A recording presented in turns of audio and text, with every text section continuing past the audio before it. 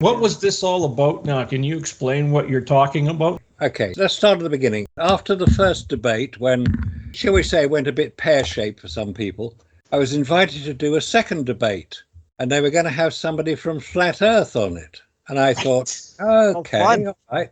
What I didn't realize, because it wasn't really explained very well, they spent a lot of time trying to ensure that the timing was correct for the 4 people who were going to be involved. Myself, FTFE, whatever his name is, and the chap who was partnered with me.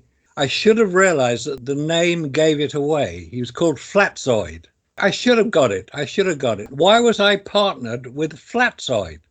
I didn't ask, because I thought, okay, they know my position. They know that I talk about the Apollo moon landings. I've never, ever discussed flat Earth stuff at all. It's not something I'm interested in.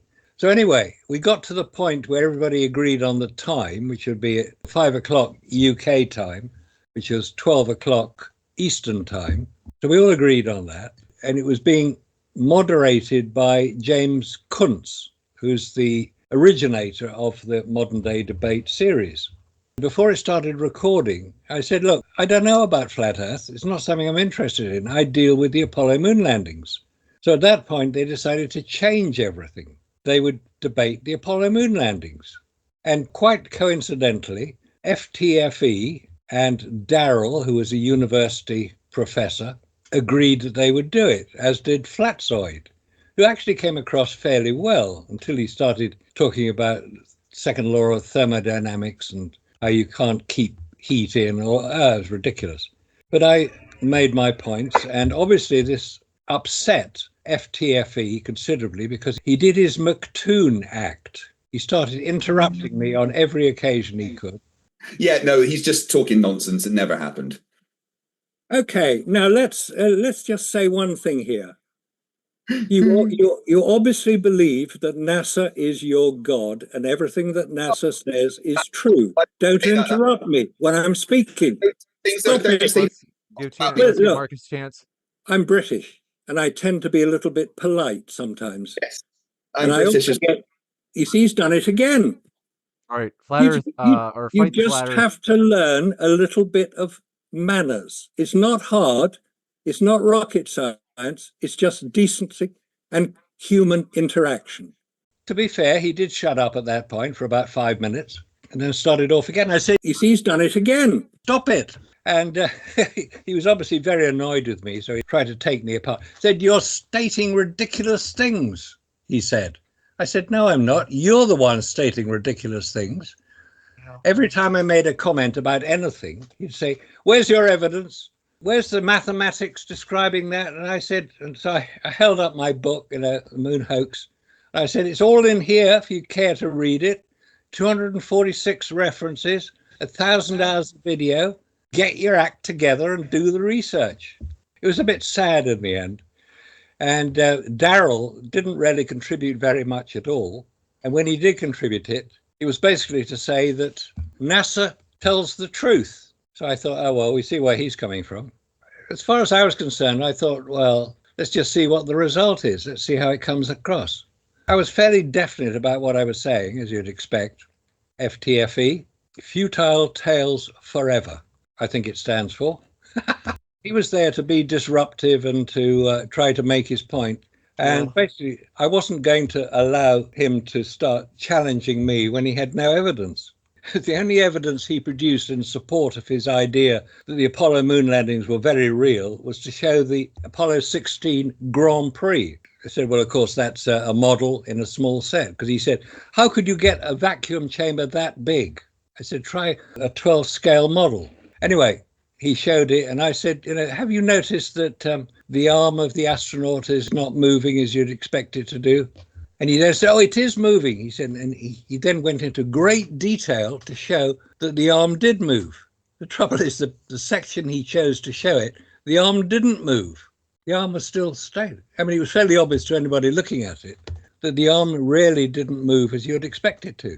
But that was the only evidence he produced. I'm surprised he didn't do what the others do, and they show them at the very beginning, his arm's up here, and then it goes down to here. Yeah. The arm does go up and down, but the thing is that it stops dead track, and then the next cut, the arm's down here. So they don't show the actual sweep of the arm. Exactly. In fact, when he was discussing it, I remembered the analysis that you had done, Robert, on that particular film. And you had said, yeah, the arm actually does move, but not as much as you'd expect it to. He's right up here and it goes right down like this, but it goes like this, and then they cut it, and then now it's down. So there's no in between. No. Oh, is that the raw, uncut footage? That's the one I'm talking about. And there's a cut in it? Yes. That's beautiful. Yeah, we found a few of those splices in there. Really? It was interesting that he didn't really produce very much evidence. And I was discussing the normal stuff, the rockets, who made them, and trying to explain how the whole finance of Apollo was spread right across America. I mean, you've heard me talk about it before. They didn't really have any response to that because that's obviously so real. But as soon as the rocket goes out of view, you've only got to rely on one group to tell you what's happening. So when I said NASA stood for never a straight answer, they got quite upset. Obviously they did, because they worship NASA. So let's say we didn't have a meeting of minds. Marcus, can I ask you a question? What's this man's name again? I know I've seen him, FTE something. Fights the flat earth. His name's Craig. And he's pro-Apollo, correct? Yes, Yeah. yes. Yeah, okay, I know who you mean. I was thinking of something, Marcus, when you were talking. I watched him when he was debating Raza, and then I watched him when he was debating a flat earth proponent. And I didn't finish the flat earth proponent, but I can only sit through so much of that, But I was watching it to get more of an idea of Craig's strategy. And he's very typical of scientists in general who are owned by the mainstream media corporations. He's very typical of that lot. Like, if you don't follow their science, they'll attack you personally any which way they can, whether it's the Apollo missions or any other aspect of science. And when they start doing that, they've already lost the argument. I mean, I even noticed that some of the comments on that channel, even the comments from pro-Apollo mission supporters, they get very uncomfortable with Craig and the likes of Craig and MC Toon when they start losing their crap and they start hitting personally, because what they're really saying, the comments are saying, is that you're actually making us look more foolish, like a foolish person. You're supposed to be pro-science. Yeah. And when you're defending science, that's good. Defend the science, defend your science. But defending science doesn't include personal attacks. I have to be honest with you, Marcus, I really admire you for going on there and taking them on. Personally, I wouldn't. It's not that I can't deal with him. I'd be happy to debate MC Toon and Craig if they so want, but they have to do it with a different moderator on a different channel, because that moderator, the one that you were with the first time, he was okay. He actually came close to throwing MC Toon off. I remember that near the end of your debate. I mean, he himself, even though he's kind of in his corner, he was getting annoyed with MC Toon as well. I often wonder if that channel is just rigged in favor of the official narrative. There's a lot of subtleties that say that. I have to just shake my head at the absolute personal attacks. Now, they'll accuse us of doing the same thing, but I don't recall, Marcus, in your debate, you ever doing that. I don't recall Robert or Scott attacking anyone personally. They'll respond to someone, but you always keep it within the context of the subject, which is the Apollo missions, right? You always keep it within that context. And I've noticed that too with, Neil deGrasse and all the other celebrity scientists. They just go on this rant and start attacking their opponents. And I think, in part, that has contributed in the last 10 years alone to the distrust in science now. A lot of people do not trust the science anymore. They do not want to follow the science. And I think what they're actually saying is no, we don't want to follow your science. We're following real science. And when your opponent there, Marcus, Craig, comes back and says, show me the math. Well, I'll give you one example. You don't need math. You don't need a background in math or physics to say that the equipment used in the Apollo missions was never tested properly. There's no amount of equations that will justify that lack of testing. As I've said this before, they have to own that. and they have to justify that. And that's what they try to do, and they always fail. They fail every time. They come back and say, well, Randy, are you a rocket scientist? Well, what does that have to do with minimal testing of the engines for the Saturn V? If I get on an airplane and the pilot tells me, oh, you have the honor of being on this new airplane. We've never actually tested it in flight before, and the engines are brand new. We never tested them either. But, Randy, I know you're not a scientist. I'm not an engineer, but holy hell, I'll tell you right now, I'm doing a 180 and I'm getting off that plane, because I know enough to know that if there's no in-flight testing to match the static testing, I'm never getting on that airplane. I don't need to be an aerospace engineer to know that. Common sense tells you that, and that is applied to the Apollo program. When you look at the lack of testing, and I've said many times, and this is something that I know the likes of MC Toon and Craig will never be able to answer. And if they're watching this, I want an answer. In fact, I invite you to come on and debate with me. I have a moderator who's actually 50-50 on the Apollo missions, and you can come on. You're welcome to come on there, and we can have a discussion about it, because you have to justify the minimal testing of the Saturn V rocket, and you have to justify why NASA never even duplicated their own in-flight testing with the Saturn V like they had done with the Saturn 1B. As we all know, there were 14 launches, about 15 or so launches of the Saturn 1B, different variations of it, until they finally put a crew on board Apollo 7, which of course was the first Apollo launch with a crew, and that was the Saturn 1B. They did a fair amount of testing, in-flight testing, that wouldn't qualify in the aviation world. You need a lot more testing than that. But given the cost involved and the expenditure of launching these rockets, 14, 15 in-flight testing is acceptable compared to the 2 unmanned in-flight testing of the Saturn V. And the proponents always come back and they'll say, yes, they did 70 hours of static testing. Yes, and that's more than adequate. There's no doubt about that with the F1 engines. Now, it's questionable whether they were being truthful about the data that was produced from those 70 hours of in-flight testing. However, that was done, and that's adequate. But 4 minutes of total in-flight testing of the F1 engines on the Saturn V before they put a crew on board is not only not acceptable, it's downright laughable. And they're telling you right there in the official narrative, we gave up because these F1 engines are not working. They did not put a crew on board a rocket with 5 F1 engines. They just didn't.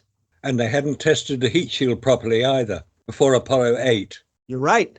If I'm not mistaken, I have it in my book there, but I think it was 4 re-entries they did of the heat shield. And there was 2 before Apollo 4 and Apollo 6. And they were testing, and Apollo 5, I believe, too. And they're testing heat shield. And out of those 4, 3 of the data that was received was very questionable. And you cannot include Apollo 6 because Apollo 6 was a near disaster. But the official narrative will tell you that, well, it worked well, but it didn't work well. We know from engineers who have worked on the Apollo program have been on record saying that if there was a crew on board the second unmanned launch, Apollo 6 on the Saturn V, that they would have had to abort the mission. They could have been killed. That's how disruptive the F1 engines became. They became a real threat to the whole mission. So in terms of the heat shield, you're right. Out of the 4, 3 of them are very questionable data. So it cannot be relied on. And this is the basis in which they launched Apollo 8 and all the other manned missions with the Apollo program from that point on. This is the basis in which they launched. And that's the official narrative. They can't argue about that. They have to own it. They have to try to justify it. And they can't. I've never seen anyone being able to justify it at all. NASA didn't even match its own comparable in-flight testing. And no one's had an answer for that. And when Craig Marcus throws, and that's what they always do. You never notice that? Oh, they'll throw math at you. Oh, are you a physicist? What does this mean? What does that have to do with the minimal in-flight testing? What does that have to do with what I just said? You can pick anything in history. Remember the first passenger jet airliner, 1952-53, the Comet?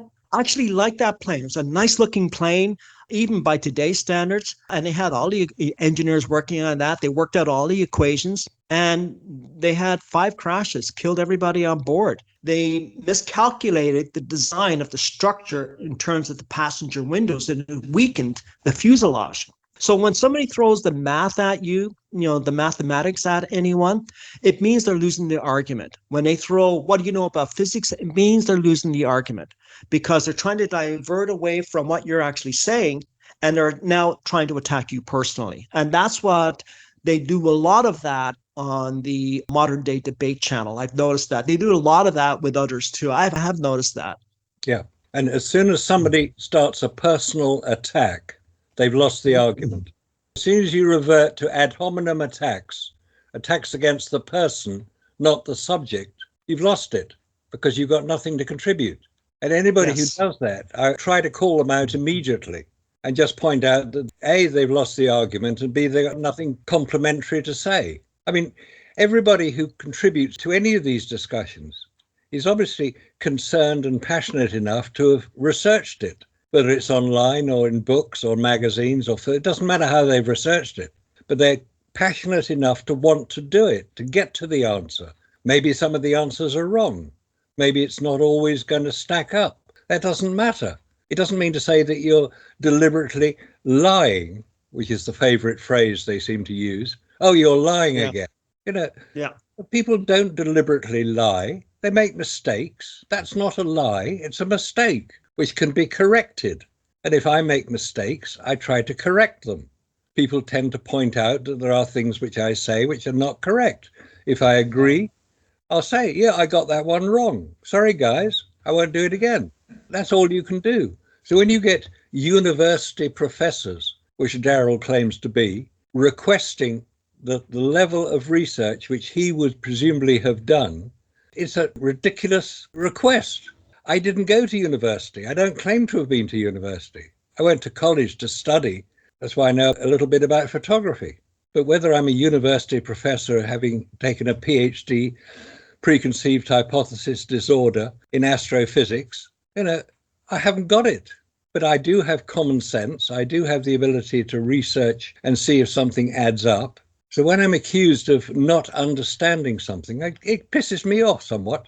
It gets me a bit angry because it's such a ridiculous criticism to make. Or when they call you a liar, and instead of just saying, well, I didn't know something, okay, you'll say that, but then they'll keep going on claiming that you are a liar. And then I noticed that really got you there. Oh, yeah. Anyway, Marcus, what I was going to talk about a little bit is when you look at space travel and technology and, scientific discovery, it's okay to be a skeptic in these things until they are proven repeatedly. And to prove a process works, you must repeat it using the exact method, technology, and materials all the time. And this is where people get confused at. They're going, oh, yeah, you got Polaris Dawn and they're doing this and this. That has nothing to do with Apollo. No. Because you have to use the same equipment, the same spacesuits, the same rocket fuel, the same launch pad, and go through it again to prove that actually happened. And then this is where NASA has the problem. Because if that stuff actually worked, why haven't they been using it for the last 50 years? You're talking about the heat shields. Well, obviously was the problem then. They can't produce materials that work properly if you're coming back on a re-entry at that speed. They just don't work. Well, right? yeah, they do, because they've obviously come back many times, so they work. But the original spacesuits were there. They claim that they worked. Well, that's different. How come they haven't been using them for the last 50 years? Why are they spending $3.5 billion okay, on a spacesuit? Well, then PRADA if works. they work, like they're on the rack, just sell them at Walmart. Everybody on the planet can have a spacesuit. A Hollywood costume designer, Axiom, Collins, they can't build a spacesuit. So what do? PRADA. Yeah. They just built the next spacesuit. Now, I'll give you an example. I don't have to draw you a picture of a bunny rabbit to tell you what kind of a bunny rabbit it is. If I tell you that this is from any one of the fairy stories or whatever, you can picture a nice white, fluffy rabbit. You're going to do that automatically. Alice in Wonderland, you're going to picture that rabbit. If I tell you it's Easter, you're going to picture a chocolate bunny. If I tell you that it walks and talks and says, "What's up, Doc?" You already have it in your mind what that bunny looks like. You're thinking of Bugs Bunny. I don't have to draw you the picture. It's in your mind. You can see it. So they hire Prada to design a spacesuit. The other Axiom one, that weird looking one that girl's in with the big aluminum ring around her waist and everything else, it was a pretty weird looking piece of device. But we know in our mind what an Apollo spacesuit looks like. That image has been everywhere. So they hire Prada. Take a look at their spacesuit. It looks exactly like an Apollo spacesuit. Because in our mind, we already know what a spacesuit that landed on the moon looks like. Because they told us that they landed on the moon, and that's the spacesuit they used. So Prada makes it look the same as that. It's fully recognizable. That's a spacesuit. So then, of course, it must work. Just because it looks like that. That's the whole image. That's in your mind. That one must work because you already know in your mind. You are looking at that saying, that's what you're going to see. You can imagine that being on the moon, walking around on the moon, just like the videos of Apollo. And that's where we come back to that famous quotation by Mark Twain.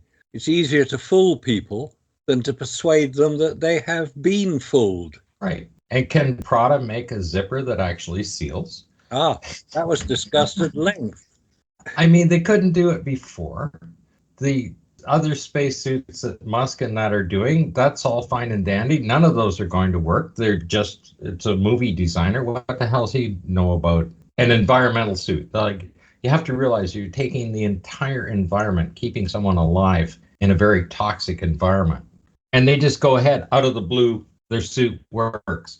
How many years have they been working to build a suit? How many times have they failed? Collins, how many, $3 billion they put into Collins and they couldn't build a suit? So why would a clothing designer, what do they make, purses or whatever? Prada? I don't know, what like women's stuff. You know, you can see them on Rodeo Drive right beside the Gucci shop. And that's it. Yeah. Like you walk in there, I guess you walk into on Rodeo Drive and buy a spacesuit now. Because they just got the contract and bang, within a couple of months, they built a spacesuit. Nobody else has been able to build one. Doesn't matter how much money you throw at them. Scott, who's this company you're talking about that made the spacesuit? Axiom hired Prada to make the spacesuit. And I'm just throwing this out because you've touched on a very interesting point here. Do they have NASA engineers guiding them on how to design and build a spacesuit? No. Isn't that we common don't know sense? that, though. You can't say that because you don't know that. You have to read some more. Okay, so we don't know that, but that's a reasonable question, isn't it? Can you show me the designs that have been put forward by, not you lot here, I mean, out there, can you show me the designs that were put forward by engineers, NASA engineers, or engineers that are contracted by NASA to work and design in a spacesuit and send those recommendations over to the manufacturer? Is there any information on that? No. No. Now, I can see them using Prada sunglasses or whatever, because, astronauts have to have a sunglass pocket. I didn't see one on this suit. Yeah. You take a look at even the coloring where they put the stripes on the suit, everything else looks like an Apollo spacesuit. Yeah. And like I said, if I tell you that it's a Easter bunny, your mind already can picture a chocolate Easter bunny. Yeah. Well, this is all they've done. Well, what does a spacesuit look like? It doesn't have to have any functionality to it. I'm quite sure that there's a few things that were offered to them. But if the best scientific guys and the engineers and designers of spacesuits have been working on them and spending billions of dollars, why would you offer it to another company? Is that the spacesuit they've designed? Is the photo you sent? That's the new spacesuit. It looks like something out of a Lego set. Well, yeah, but you still recognize it as being an Apollo suit, right? No, you're right. But again, when I hear this stuff and it just raises more questions than anything else, where are the documents and the designs and the recommendations from engineers? You would need an engineer. You know what? You need an engineer to work on a spacesuit because that's kind of like a mini spaceship when the astronaut is outside the capsule, right? Yeah, Randy, but it's top secret. Yeah. Of course, top secret. We want the Russians getting that information. Marcus, it made me think of something else when you were talking earlier about the individual that you were debating with. NASA never lies. This individual who says that, is he saying now any government agency doesn't lie?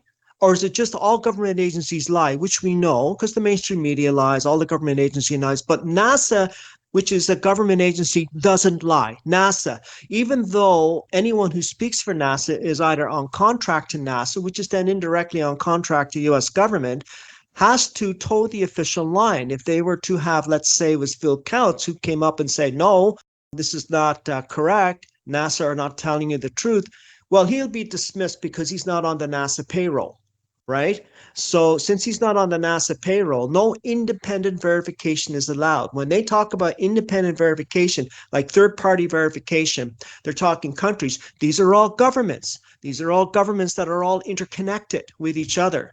So they're not going to reveal anything that's going to upset or embarrass the American government, because the American government is the Roman Empire right now. So they're not going to do that because we've seen the consequences of countries that have done that. There's one on here, Gary Gorey, is always bringing up the 72 space agencies, right? He's always bringing that up. That's what I think of when he says that. He's always bringing up the 72 space agencies around the world. When you look at those 72 space agencies, I think it's now 78. You look at the actual space agencies that have space programs, it's maybe 3.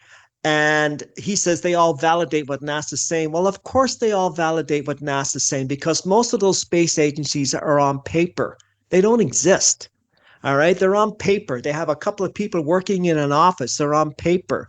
So, of course, they're going to agree with whatever NASA says, because America rules the world, more or less. So NASA has control over all the information that is coming from their satellites. All their data that's coming in is all screened by NASA before it's released to the public. That includes any other satellites that are from other countries, because they too are using NASA's apparatus, right?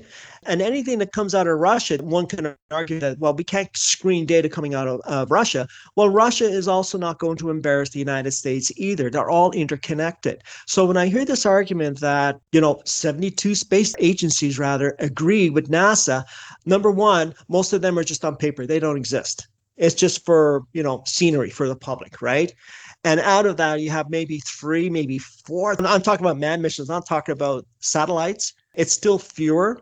So given the fact that NASA controls space, they control the area of space, they control who gets anywhere near the so-called Apollo moon landing sites, they control that, which they're not supposed to. The moon is not anyone's territory, but NASA has put it under its jurisdiction. They control that. In other words, they control all the data. So when a country says that we agree with NASA, well, of course they agree with NASA, because they're relying on NASA for information. That's why.